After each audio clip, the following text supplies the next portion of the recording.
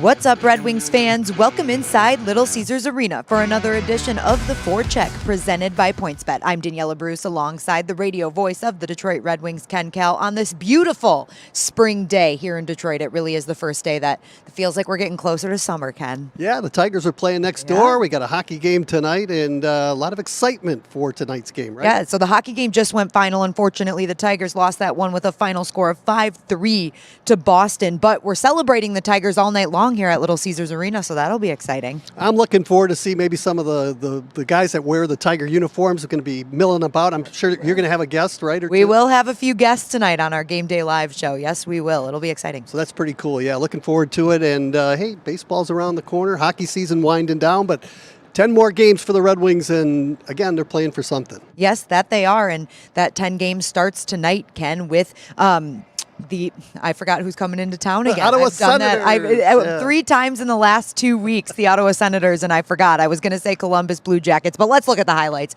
from when Columbus was in town earlier in the week. And we're going to pick it up in the third period. It was tied 2-2, a very hard-fought game. Here's Columbus taking a 3-2 lead. It's Laine who takes the shot, and Roslovic with the second of the game, who makes it a 3-2 game. How about Patrick Laine, Daniela? He played over 25 minutes in that game. It seemed like he was out there all the time, but Roslovic had a great game. Yes, that he did. He actually ended up in a hat trick. We'll see his third goal later throughout these highlights. But we're going to look here at Justin Danforth, who gives Columbus an even bigger lead. A really nice play here from Roslovic again. He had 4 points on the game, a nice centering pass, and Danforth buries. Danforth, he's one of the anchors on that Columbus team, and he just seems to play well against Detroit, and he was in the right position at the right time, and bang, puts it upstairs, beating Nedeljkovic, and he's a solid player. I kind of like him. He's always gritty, gets around the front of the net, and we saw it right there. That he did, but the Red Wings did not give up. They fought hard throughout this whole third period. You'll see here that they're trying to set up in the zone, and Lucas Raymond leaves the puck for Dylan Larkin, who sees a clear shot at the net and takes it and buries there to cut the lead in half. That all started with good puck movement by Detroit in the offensive zone, Daniela. Lucas Raymond there makes a move, and then Larkin, he's got that ability to get into the high slot and pick a corner, and that's exactly what he did. Yes, he did. That is the 31st goal for the captain on the season. Again, a beautiful shot. You can see him picking that top corner. He really, really nailed that one. And like I said, this got the Red Wings within one, and they were not done yet, Ken, on the faceoff in their offensive zone. You can see Suter looking over at Vrana. He takes the faceoff, wins it. Vrana gets a hold of it and just rips it, and it's in the back of the net. He doesn't need a lot to shoot at. He's got a great scoring touch, the ability to just find where the open part of the net is. And again, he didn't have a lot of time, didn't have a lot of space, but he's got a great shot, and he gets that shot away very quickly. And 2 goals, 58 seconds apart, and the game was tied 4-4. That it was. And just looking here, Vrana didn't even get his head up in time to look at the net, so that awareness of where he's at on the ice is amazing. Those goal scorers, they just know where the corners are. You don't have to look, just fire it towards a corner, and somehow they find that puck or the corner of the net to get that puck in. And then this game would end up in overtime, and unfortunately it would end up in favor of Columbus. That's Gus Nyquist, who finds Roslovic. I told you he had the hat trick. He buried the game winner. Sorry to say, but it should have been a penalty, on the other end of the ice. Rasmussen was taken down by Nyquist, who eventually sets up the game winner by Roslovic. But you know what? I guess the breaks even out throughout the course of the year. But again, I thought there should have been a minor penalty. And that was a tough one because, as I said, the Red Wings battled hard to make that comeback, and it looks like they were poised to win it in overtime. So a tough call there, or a tough no call for the Wings. Well, the good thing, Danielle, is the fact that the Red Wings are playing some really good hockey right now, and they're getting contributions from everybody. It's not just the top line.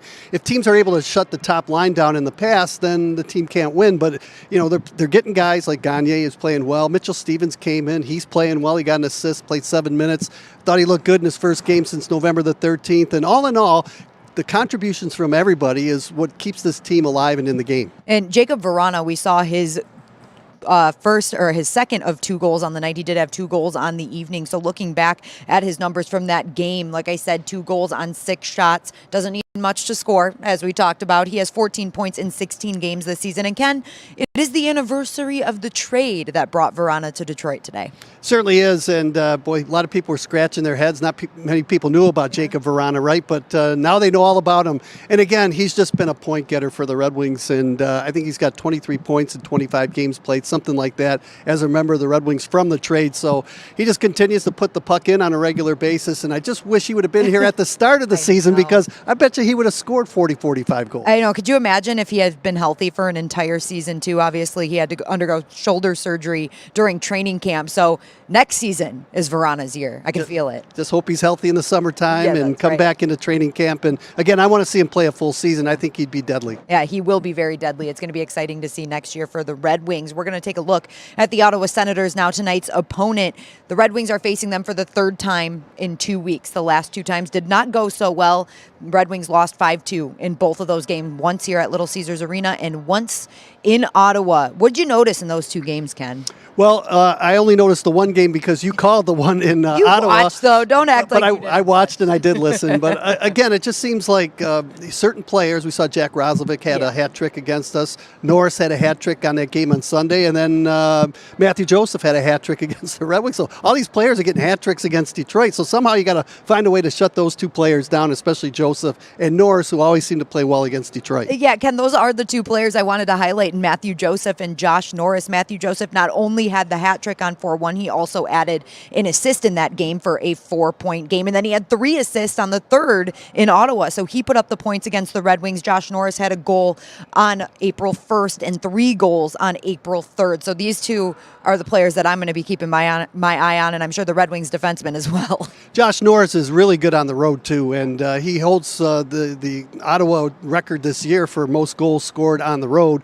A really good road player, and Matthew Joseph always just seems to play well. When he was at Tampa Bay, he was a killer against the Red Wings, and he continues that form with the Ottawa Senators. They picked up a really good player in Matthew Joseph, the Ottawa Senators. It stops tonight, Ken. No more of that against Detroit. Let's look at the goaltending. Shadow him. Yeah, exactly. Let's take a look at the goaltending matchup we expect to see. This is the same matchup we saw on Sunday, April 3rd in Ottawa. It's Thomas Greiss and Anton Forsberg. That was a goaltending battle, Ken. That game was excellent. And we mentioned the 5-2 score on that Sunday game when these two goaltenders faced off. Thomas Greiss was pulled for 2 of those goals, so he only gave up 3.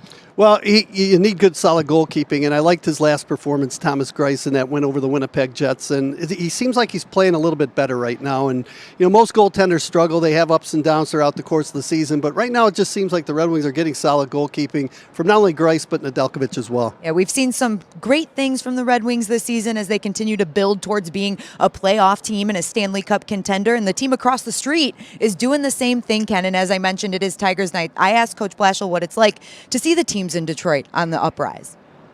I've talked about this a little bit. I think it's got the potential to be great. Ultimately, each organization has to continue to do lots of work, and we all have lots of work ahead of us. But I do think there's, each organization can kind of point to, a direction that we all think we're headed, and it would be cool if ultimately the 4 major sports teams all had great success at the same time, and I think what's clear in those types of situations is it does take time. This is what happens, and I think the organizations have done a good job of trying to do it the right way, and hopefully we can all have success at the same time.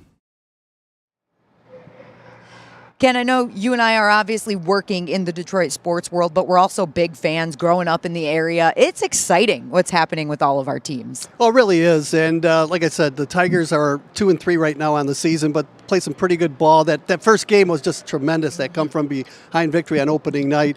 And again, I think the Pistons, we're seeing some good things from them. The Lions, hopefully they'll be turning things around. And of course, the Red Wings are continuing to rebuild. And when you got guys like Raymond and Sider on this Red Wing team, all you can do is look forward to the future. And Dylan Larkin's having a great year. Tyler Bertuzzi, Vrana coming back. So I just see good things for not only the Red Wings, but for all other 3 teams, pro sports teams. And, of course, you have the college teams, right? Yeah, that's true. And they're always spectacular, too, and fun to watch. So we've got a lot of good, talented teams in this area. I have to mention that Spencer Torkelson got his first major league hit today. It was a double. And I can't remember the name of the pitcher he hit it off of, but he was drafted in the year that Spencer Torkelson was born for Boston. So, yeah, Wow. making you feel old. Torques hasn't seen pitches like this in the major leagues, but he's going to learn. He's going to learn quick. And at every level, it just seems like he continues to shine, and it's not going to take long for him to find the groove. No, it's not. And as we celebrate both of our Red Wings and Tigers here at Little Caesars Arena tonight, make sure you get here early if you're coming down to the game, because thanks to Motor City Casino Hotel, you can get this really cool hat. So it's red, English D, and it's got the little wing wheel on the side. Ken has his. I know That's a beautiful hat. It's a It really beautiful is. Hat. Be nice on the lake this summer. Yeah. It's a great hat. So everybody that's coming down today, make sure you get down here early. And those of you that aren't, you can catch the game on 97.1 The Ticket and Bally Sports Detroit. But for all of my betting friends out there, I didn't forget about you. Make sure you download that PointsBet app if you haven't already. The line on today's game, the Red Wings are at a -1.5, and the over-under is set at 6.5. PointsBet offers same-game parlay for the NBA as well. Combine your favorite bets anytime during the game, including spreads, totals, props, and more. Don't just bet, live your bet life. NBA playoffs start today, too, I think. So That's there's right. a lot to do on PointsBet. Make sure you download that app and place your bets before tonight's game. Ken, thank you so much for joining me for another edition of the Forecheck. Always a pleasure. 2 more shows to go. Hard to believe. No, it's crazy. And thank all of you. Make sure you tune in to those last 2 shows as well. We'll see you next time.